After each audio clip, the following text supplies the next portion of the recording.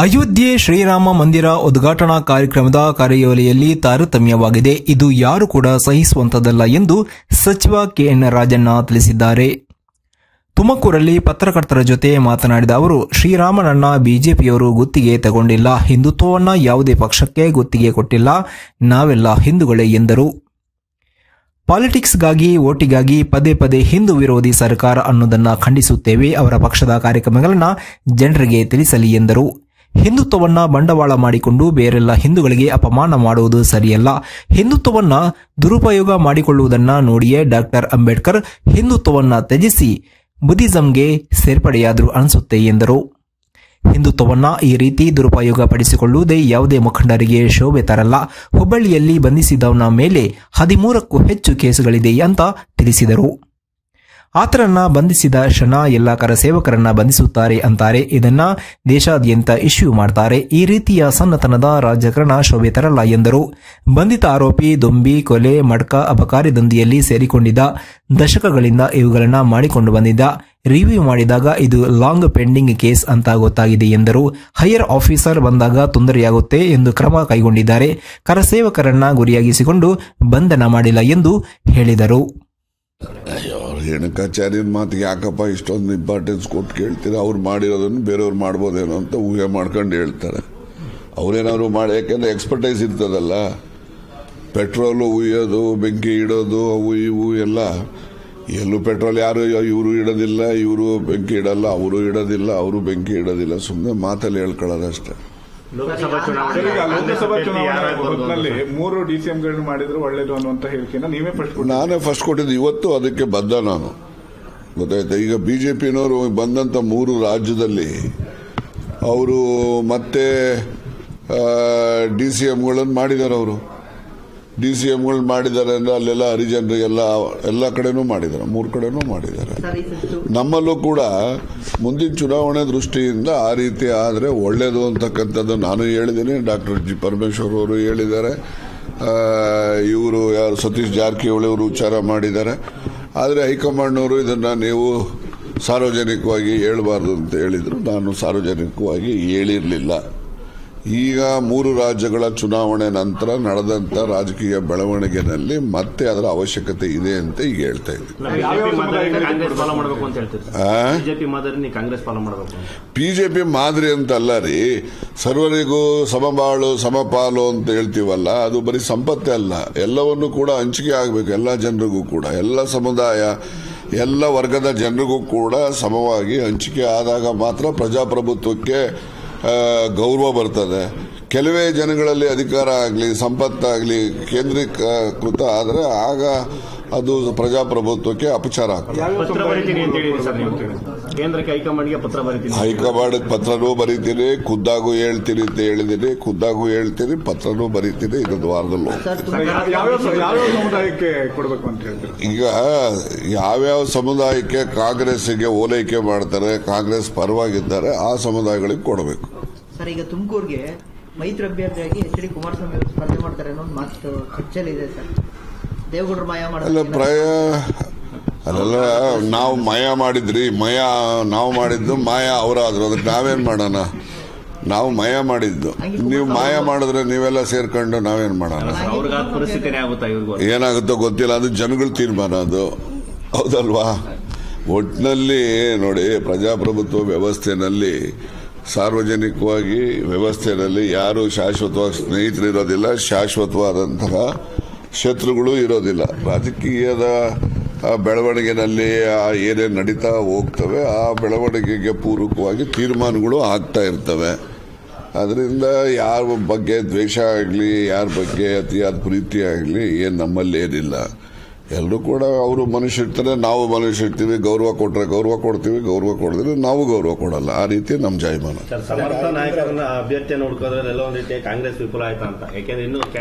ಬೇಜಾನ್ ಬಿದ್ದವ್ರು ನಮ್ಮಲ್ಲಿ. ಅಯ್ಯೋ, ಕ್ಯಾಂಡಿಡೇಟ್ಗಳು ಯಾರು ಆಚೆಗೆ ಬರ್ತಾ ಇಲ್ಲ ಅಷ್ಟೇ. ಅದೇ ನಾನಾಗಬೇಕು ಅಂತ ಹೇಳಿದಿರಲ್ಲ, ಅದಕ್ಕೆ ಸ್ವಲ್ಪ ಅವರೇ, ನಾನೇನು ನಿಲ್ಲಕ್ಕೆ ಹೋಗಲ್ಲ, ಗೊತ್ತಾಯ್ತಾ? ಯಾರಾದ್ರೂ ನಿಮ್ಮನ್ನ ಭೇಟಿಯಾಗಿ ನನಗೆ ಟಿಕೆಟ್ ಕೊಡಿಸ್ಬೇಕು, ನಿಮ್ಮ ಅಪ್ರೋಚ್ ಬೇಕು ಅಂತ ಏನಾದ್ರು ಕೇಳಿದ್ರೆ? ಅಲ್ಲ, ಭೇಟಿಯಾಗಿ ಸಿಕ್ಕಾಗ ನಾನು ನಿಲ್ಲೋಣ ಅಂತಿದ್ದೀನಿ, ಸಹಾಯ ಮಾಡಿ ಹಾಗೆ ಹೀಗೆ ಅಂತ ಹೇಳಿದ್ದಾರೆ. ಅದರಿಂದ ನೋಡೋಣ. ಈಗ ಏನೇ ಪಾರ್ಲಿಮೆಂಟ್ ಟಿಕೆಟ್ ಫೈನಲ್ ಆಗೋದಾದ್ರೆ ಮುಖ್ಯಮಂತ್ರಿಗಳು, ಉಪಮುಖ್ಯಮಂತ್ರಿಗಳು ಮತ್ತು ಕೇಂದ್ರದಲ್ಲಿರ್ತಕ್ಕಂಥ ಹೈಕಮಾಂಡ್ ಅವರಷ್ಟು ಜನ ಕೂತ್ಕೊಂಡು ನಿರ್ಣಯ ಮಾಡ್ತಕ್ಕಂಥದ್ದು. ಬೇರೆಯವರೆಲ್ಲ ಏನೇ ಹೇಳಿದ್ರು ಕೂಡ ನಿರ್ಣಯ ಅಲ್ಲ, ಬರೀ ಸಲಹೆಗಳಿರ್ತವೆ. ಆ ಸಲಹೆಗಳನ್ನು ನಮ್ಮ ಜಿಲ್ಲೆಯ ಎಲ್ಲ ಮುಖಂಡರುಗಳು ಕೂಡ ಸಭೆ ಸೇರಿ ನಾವು ಯಾರನ್ನ ಅಭ್ಯರ್ಥಿಯನ್ನಾಗಿ ಮಾಡಿದ್ರೆ ಸೂಕ್ತ ಅಂತಕ್ಕಂಥದ್ದು ಇನ್ನೂ ನಾವು ತಿಳಿಸೋ ಸದ್ಯದಲ್ಲೇ ಸಭೆ ಸೇರಿ ನಿರ್ಣಯ ಮಾಡಿ ತಿಳಿಸೋರು ಇದ್ದೇವೆ. ಮೂವರು ಡಿಸಿಎಂ ವಿಚಾರದಲ್ಲಿ ಯಾರು ಅಡ್ಗಾಲು ಹಾಕ್ತಿರ್ಬೋದು ಸರ್? ಈಗಿರುವಂತಹ ಉಪಮುಖ್ಯಮಂತ್ರಿಗಳು ಏನಾದ್ರು ಅದಕ್ಕೆ ಇಲ್ಲ, ಉಪಮುಖ್ಯಮಂತ್ರಿಗಳು ಯಾಕೆ ಅಡ್ಗಾಲು ಹಾಕ್ತಾರೆ? ಅವ್ರಿಗೆ ನಷ್ಟ ಆಗ್ತದೆ. ಪಕ್ಷದ ಹಿತದೃಷ್ಟಿಯಿಂದ ಪಕ್ಷ ಮುಂದೆ ಚುನಾವಣೆಗೆ ಲೋಕಸಭೆಗೆ ಹೋಗೋದ್ರಿಂದ ನಾವು ಲೋಕಸಭಾ ಸ್ಥಾನಗಳನ್ನು ಹೆಚ್ಚು ಗೆಲ್ತಕ್ಕಂಥ ದೃಷ್ಟಿಯಿಂದ ಏನು ಅಗತ್ಯ ಕ್ರಮ ಬೇಕೋ ಆ ಕ್ರಮಗಳಲ್ಲಿ ಇದು ಒಂದು ಅಷ್ಟೇ. Thank you. ಸಚಿವರನ್ನ ಕಣಕ್ಕಿಳಿಸಬೇಕು ಅನ್ನೋ ಈಗ ಗೋಡ್ಸೆ ಗಾಂಧಿ ಕೊಂದವರು ಅಂತ ಹೇಳ್ತೀವಿ, ಅವರು ಹಿಂದೂನೇ ತಾನೆ? ಗೋಡ್ಸೆ ಹಿಂದೂನೇ ತಾನೆ? ಅಂದ್ರೆ ಪ್ರಕಾರ ಹಿಂದೂವಾದಿ ಅವರು. ಹಾಗೆ ಮಹಾತ್ಮ ಗಾಂಧಿಯವರು ಕೂಡ ಹಿಂದೂನೇ. ಅವರು ಸದಾಕಾಲ ರಾಮನ ಜಪ ಮಾಡ್ತಾ ಇದ್ದಂಥವ್ರು. ಅವ್ರು ಸಾಯೋವಾಗಲೂ ಕೂಡ ಹೇ ರಾಮ್ ಅಂತಾನೆ ಹೇಳಿ ಅವರು ತನ್ನ ಉಸಿರನ್ನ ಚೆಲ್ದಂಥವ್ರು. ಹೀಗಿರುವಾಗ ರಾಮ ಎಲ್ರಿಗೂ ಬೇಕಿರೋನೇ ಹೊರತು ರಾಮನ ವಿರೋಧಿಗಳು ಯಾರೂ ಇಲ್ಲ. ಆದರೆ ನನ್ನ ಪ್ರಶ್ನೆ ಏನಂದ್ರೆ, ಈಗ ನಮ್ಮೂರಿನಲ್ಲಿ ರಾಮನ ದೇವಸ್ಥಾನ ಇದ್ದಾವೆ, ನಿಮ್ಗೆ ಬೇಕಾದ್ರೆ ತೋರಿಸ್ತೇನೆ. ನಮ್ಮೂರು ರಾಮನ ದೇವಸ್ಥಾನ ಬಹಳ ಇತಿಹಾಸ ಇರ್ತಕ್ಕಂಥದ್ದು. ಅಲ್ಲಿನ ವಿಗ್ರಹನೂ ಕೂಡ ಎಷ್ಟೋ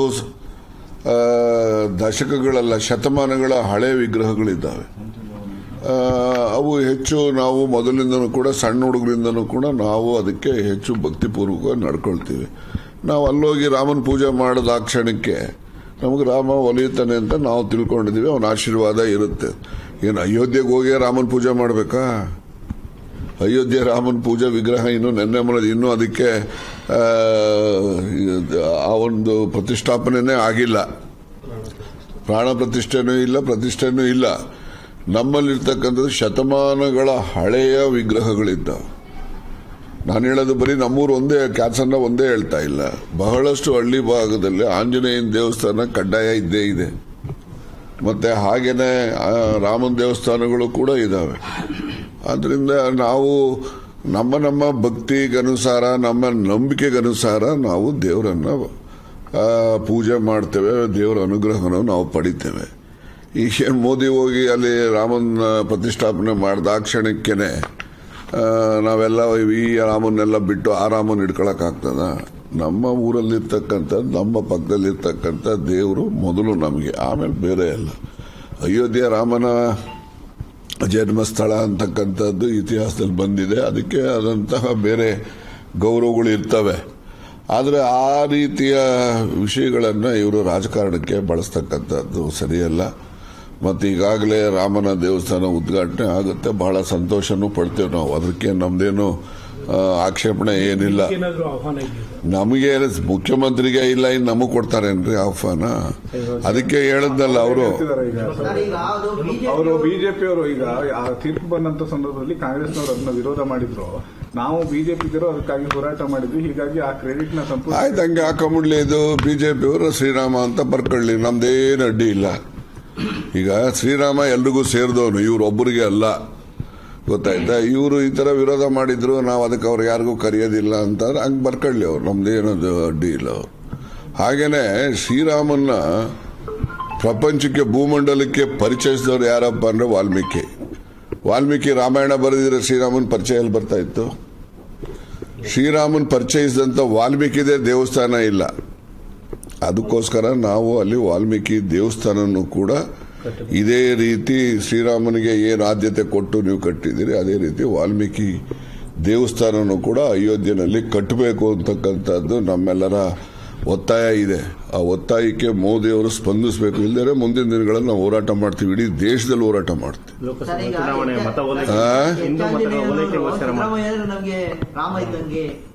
ಅವ್ರ ನಂಬಿಕೆ ರೀ, ಅವ್ರ ನಂಬಿಕೆ ನೋಡಿ. ದೇವರು ಎಲ್ಲ ಕಡೆ ಇದ್ದಾನೆ ಅಂತ, ಸರ್ವಂತರ್ಯಾಮಿ ಅಂತ ಹೇಳ್ತೇವೆ. ನಾವೆಲ್ಲ ಬೇಸಾಯ ಮಾಡೋವಾಗ ನೀವೇ ನೋಡಿದಿರೋ ಇಲ್ಲೋ ಗೊತ್ತಿಲ್ಲ, ನಾವು ಮಳೆ ಬೀಳ್ತಿದ್ದಂಗೆನೆ ಜಮೀನ್ ಹತ್ರ ನೇಗಿಲು ತಗೊಂಡು ದನ ಎತ್ಕೊಂಡು ಹೊಡ್ಕೊಂಡು ಹೋಗಿವೋ. ಅಲ್ಲಿ ಪೂಜೆ ಏನು ಮಾಡ್ತಾ ಇದ್ದೋ ನಾವು? ಸಗಣಿ ತಗೊಳ್ಳಿವೋ, ಒಂದು ಬೆಂಚ್ಗಳು ತಗೊಳ್ಳಿವೋ, ಮತ್ತು ಹುಲ್ಲಿಂದ ಒಂದು ಗರ್ಕೆ ತೆಗೆದು ಅದನ್ನ ಇಟ್ಟು ನಾವು ಪೂಜೆ ಮಾಡಿ ಆಮೇಲಿಂದ ಉಳುಮೆ ಪ್ರಾರಂಭ ಮಾಡ್ತಾ ಇದ್ದೋ. ಅದು ಬೆನಕ ಅಂತ ಹೇಳಿ ಗಣಪತಿ ಬೆನಕ, ಅದನ್ನ ನಾವು ಸಗಣಿನಲ್ಲಿ ಇಳಿಯುವ, ಬೆಂಚ್ಕಲ್ ತಂದು ಅದರಲ್ಲಿಟ್ಟು ಒಂದು ಗರಿಕೆ ಹುಲ್ಲಿಟ್ಟು ನಾವು ಪೂಜೆ ಮಾಡಿ ಅದಕ್ಕೆ ಅರಿಶಿನ ಕುಂಕುಮ ಬಾಳೆಹಣ್ಣು ತೆಂಗಿನಕಾಯಿ ಎಲ್ಲ ಅರ್ಪಣೆ ಮಾಡಿ ಪೂಜೆ ಮಾಡ್ತಾ. ಅದು ನಮ್ಮ ನಂಬಿಕೆ. ಹಂಗೆ ಆಂಜನೇಯಂದೂ ನಂಬಿಕೆ ಅವ್ರದ್ದು. ಅದನ್ನ ನಾವ್ಯಾಕೆ, ಅದು ಅವ್ರವ್ರ ಸ್ವಂತಿಕೆ ಇದೆಯಲ್ಲ, ನಾವೇ ಹಾಗೆ ಅದ್ರ ಬಗ್ಗೆ ವ್ಯಾಖ್ಯಾನ ಮಾಡೋಕ್ಕಾಗ್ತದೆ? ಆದ್ರಿಂದ ನಾವು ಗೂಡ್ಸೆ ಹಿಂದೂಗಳು ಮತ್ತೆ ಮಹಾತ್ಮ ಗಾಂಧಿ ಹಿಂದೂಗಳು ಅಂತ ಹೇಳಿ ನಾವು ಈಗ ಬದಲಾವಣೆ ಮಾಡಬೇಕು. ಯಾರೆಲ್ಲ ಗೂಡ್ಸೆ ಹಿಂದುತ್ವವನ್ನ ಪ್ರತಿಪಾದನೆ ಮಾಡ್ತಾ ಇದ್ರು ಅವರು ಒಂದು ಭಾಗ ಇದ್ದಾರೆ. ಮಹಾತ್ಮ ಗಾಂಧಿ ಅವರು ಏನು ಪ್ರತಿಪಾದನೆ ಮಾಡ್ತಕ್ಕಂಥ ಹಿಂದುತ್ವ ಇತ್ತು ಅದು ಒಂದು ಭಾಗ ಇದ್ದಾರೆ. ನಾವೆಲ್ಲ ಮಹಾತ್ಮ ಗಾಂಧಿ ಪ್ರತಿಪಾದನೆ ಮಾಡ್ತಕ್ಕಂಥ ಹಿಂದುತ್ವದ ವಾದಿಗಳು. ನಾವು ಹಿಂದೂ ಹೆಸರು ಹೇಳ್ಕೊಂಡು ಇವರೆಲ್ಲ ಗೂಡ್ಸೆಯನ್ನ ಇವರು ಗ್ಲೋರಿಫೈ ಮಾಡುವಂಥದ್ದು, ಮಹಾತ್ಮ ಗಾಂಧಿ ಫೋಟೋಕ್ಕೆ ಗುಂಡೋಡಿಸುವಂಥದ್ದು, ಇವೆಲ್ಲ ದೇಶದ ನಾವು is the father of the nation Mahatma Gandhi. ಪಾಪ ಅಂಥವ್ರಿಗೆ ಅವಮಾನ ಮಾಡುವಂಥ ಕೆಲಸ ಎಲ್ಲ ಇವರು ಮಾಡ್ತಾರಲ್ಲ, ಇವರು ಸರಿನಾ ಇದು? ಆದ್ರಿಂದ ಹಿಂದುತ್ವ ಅಂತಕ್ಕಂಥದ್ದು ಯಾವುದೇ ಪಕ್ಷಕ್ಕೆ ಜಾಗೀರಿ ಯಾರು ಕೊಟ್ಟಿಲ್ಲ. ಎಲ್ಲರೂ ಕೂಡ ಹಿಂದುತ್ವವಾದಿಗಳೇ, ನಾವೆಲ್ಲ ಹಿಂದೂಗಳೇ ನಾವೆಲ್ಲ. ಆದರೂ ಕೂಡ ನಾವು ಬೇರೆ ಸಮುದಾಯದವರನ್ನ, ಬೇರೆ ಧರ್ಮದವರನ್ನ ವಿರೋಧ ದ್ವೇಷ ಮಾಡದೇ ಇರತಕ್ಕಂಥ ಸಮನ್ವಯ ಸಹಬಾಳ್ವೆಯಿಂದ ಹೋಗ್ತಕ್ಕಂಥವ್ರು. ಸಿದ್ದರಾಮಯ್ಯ ಅವ್ರದ್ದು ಒಂದು ವಿಡಿಯೋ ವೈರಲ್ ಆಗ್ತಿದೆ ಸರ್. ಅವ್ರ ದೇವಸ್ಥಾನದೊಳಗೆ ಕರೀತಾರೆ, ಹೋಗೋದಿಲ್ಲ, ಬಟ್ ಮಸೀದಿಗೆ ಒಂದು ವಿಡಿಯೋ ವೈರಲ್ ಆಗ್ತಿದೆ. ತುಷ್ಟೀಕರಣ ಅನ್ನೋದು ನೋಡಿ, ಮೊದಲು ಈ ಮಾಧ್ಯಮಗಳು ಇಷ್ಟೊಂದು ಸಕ್ರಿಯ ಆಗೋದಕ್ಕಿಂತ ಮುಂಚೆ ಎಷ್ಟೆಷ್ಟೋ ನಡೀತಾ ಇತ್ತು. ಈಗ ಬೇಡ್ರ ಕಣ್ಣಪ್ಪ ಕಾಲಿಟ್ಕೊಂಡು ಲಿಂಗುಗೆ ಇಟ್ಕೋತಾನಪ್ಪ, ಕಣ್ಣನ್ನ ಗುರ್ತಿಟ್ಕೊಳ್ಳೋಕ್ಕೋಸ್ಕರ ಕಾಲಿಡ್ತಾನೆ. ಹಂಗಂತ ಅಂದಾಕ್ಷಣಕ್ಕೆ ಬೇಡ್ರ ಕಣ್ಣಪ್ಪ ಲಿಂಗ ಒದ್ಬಿಟ್ಟಿದ್ದಾನೆ ಅಂತೇಳಿ ಬರ್ಕೊಳಕ್ಕಾಗ್ತದ? ಅಲ್ಲಿನ ಪರಿಸ್ಥಿತಿ ಏನಿದೆ, ಅಲ್ಲಿ ಯಾಕೆ ಅವ್ರು ಒಳಗಡೆ ಹೋಗ್ಲಿಲ್ಲ ಅಂತನೋ, ಒಳಗಡೆ ಹೋಗೋದಕ್ಕೆ ಜಾಗ ಇರಲಿಲ್ಲ ಅಂತನೋ, ಏನೋ ಒಂದು ಅಲ್ಲಿನ ವಾತಾವರಣಕ್ಕೆ ತಕ್ಕಂತೆ ಅವರು ಅಭಿಪ್ರಾಯ ಸೂಚಿಸಿರ್ತಾರೆ. ಅದಕ್ಕೆ ಹೆಚ್ಚು ಮಹತ್ವ ಕೊಟ್ಟು ಅದನ್ನು ವೈಭವೀಕರಿಸಿ ತೋರಿಸ್ಕೊಳ್ತಕ್ಕಂಥದ್ದು ಸರಿಯಾದಂಥದ್ದಲ್ಲ. ಅದು ಯಾವ ಕಾರಣದಿಂದ ಅವರು ಹೋಗ್ಲಿಲ್ಲ ಅಥವಾ ಬರಲಿಲ್ಲ ಅಥವಾ ಇನ್ನೊಂದು ಕಡೆ ಹೋದ್ರು, ಇಲ್ಲಿ ಯಾಕೆ ಹೋಗ್ಲಿಲ್ಲ, ಇವೆಲ್ಲ ಅಲ್ಲಿನ ವಾತಾವರಣ, ಅಲ್ಲಿನ ಪರಿಸ್ಥಿತಿಗೆ ಅನುಗುಣವಾಗಿ ನಡವಳಿಕೆ ಮಾಡಿರ್ತಾರೆ. ಅದಕ್ಕೋಸ್ಕರನೇ ದೊಡ್ಡ ವ್ಯಾಖ್ಯಾನ ಮಾಡಿಕೊಂಡು ಅದಕ್ಕೇನೆ ಈ ಸಿದ್ದರಾಮಯ್ಯ ಹಿಂದೂ ವಿರೋಧಿ ಅಥವಾ ಅಲ್ಪಸಂಖ್ಯಾತರನ್ನ ತುಷ್ಟೀಕರಣ ಮಾಡಲಿಕ್ಕೆ ಮಾಡ್ತಾರೆ. ಈ ರೀತಿ ಎಲ್ಲ ಸರಿಯಾದಂಥದ್ದು ಭಾವನೆಗಳು ಬರೋದು ಸರಿಯಲ್ಲ. ಸರ್, ಈಗ ಹರಿಪ್ರಸಾದ್ ಅವರು ಒಂದು ಹೇಳಿಕೆ ಕೊಟ್ಟಿದ್ದಾರೆ. ಈಗ ಅಯೋಧ್ಯೆಯಲ್ಲಿ ಗೋಧ್ರಾ ದುರಂತದ ತರನೇ ಒಂದು ದುರಂತ ಸಂಭವಿಸಿದ್ರು, ಅದಕ್ಕೆ ಭದ್ರತೆ ಏನೇ ಇದನ್ನು ಹೋದವರಿಗೆ ನೋಡಿ, ನಾವು ಕಾಂಗ್ರೆಸ್ಸಿಗರು ಯಾವತ್ತೂ ಹಿಂಸೆಯನ್ನ ಪ್ರಚೋದನೆ ಮಾಡೋರಲ್ಲ. ಏನಾದರೂ ಹಿಂಸಾತ್ಮಕ ಘಟನೆಗಳು ನಡೆಯುತ್ತೆ ಅಂತಕ್ಕಂಥ ಏನಾದರೂ ಮಾಹಿತಿ ಇದ್ರೆ ಆ ಹಿಂಸಾತ್ಮಕ ಘಟನೆಗಳನ್ನ ತಪ್ಪಿಸ್ಲಿಕ್ಕೆ ಏನ್ ಬೇಕೋ ಆ ಸಲಹೆಯನ್ನ ಕೊಡ್ತಕ್ಕಂಥದ್ದು ನಮ್ಮ ಕಾಂಗ್ರೆಸ್ಸಿಗರ ನಡವಳಿಕೆ. ಅದರಲ್ಲಿ ಅವರು ಏನು ಹೇಳಿದ್ದಾರೆ, ಅವ್ರು ಹೇಳಿರ್ತಕ್ಕಂಥ ಅರ್ಥ ಇವೆಲ್ಲ ನನಗಿನ್ನೂ ಸರಿಯಾಗಿ ಗೊತ್ತಾಗಿಲ್ಲ. ಅದನ್ನ ತಿಳಿದ ಮೇಲೆ ನಿಖರವಾಗಿ ಏನು ಯಾಕೆ ಹೇಳಿದ್ದಾರೆ, ಹೇಳಿರ್ತಕ್ಕಂಥ ಉದ್ದೇಶ ಏನು, ಅದರಲ್ಲಿ ಏನು ದುರುದ್ದೇಶ ಇದೆಯಾ, ಅವೆಲ್ಲವನ್ನು ಕೂಡ ವಿಚಾರ ಮಾಡಿ ಮತ್ತೆ ಬರ್ತೀನಿ ನಿಮ್ಗೆ. ನೋಡಿ, ನಾನು ಮೊದಲೇ ಹೇಳಿದ್ದೇನೆ, ಕಾಂಗ್ರೆಸ್ಸಿಗರು ಯಾವತ್ತೂ ಕೂಡ ದ್ವೇಷ, ಅಸೂಯೆ, ಹಿಂಸೆಗೆ ಪ್ರಚೋದನೆ ಮಾಡೋರಲ್ಲ. ಏನಾದ್ರು ಆ ರೀತಿಯ ಸಂಗತಿಗಳು ನಡೆಯುತ್ತೆ ಅಂತಕ್ಕಂಥ ಮಾಹಿತಿ ಇದ್ರೆ ಅದು ಸಂಗತಿಗಳು ನಡೆದ ರೀತಿಯಲ್ಲಿ ಎಚ್ಚರ ವಹಿಸ್ತಕ್ಕಂಥ ಮಾತುಗಳನ್ನ ಆಡಿರ್ತಾರೆ. ಮಂಜು ಮತ್ತು ಪುಷ್ಪ ಗುರುಗದಹಳ್ಳಿ ಇವರ ಸುಪುತ್ರಿ ಮೋಹನ್ ಕುಮಾರಿ ಇವರು 6ನೇ ವರ್ಷದ ಹುಟ್ಟುಹಬ್ಬವನ್ನ ಆಚರಿಸಿಕೊಳ್ಳುತ್ತಿದ್ದಾರೆ. ಇವರಿಗೆ ಬುದ್ಧ, ಬಸವ, ಅಂಬೇಡ್ಕರ್ ಇವರ ಆಶೀರ್ವಾದ ಹೀಗೆ ಇರಲಿ. ಶುಭ ಕೋರುವವರು ಮಗುವಿನ ತಾತ ಅಜ್ಜಿಯರಾದ ಕುಮಾರಯ್ಯ, ಪುಟ್ಟಮ್ಮ ಹಾಗೂ ಚಿಕ್ಕಪ್ಪಂದಿರು ಹಾಗೂ ಅತ್ತೆ ಮಾವ, ಬಂಧು ಮಿತ್ರರು.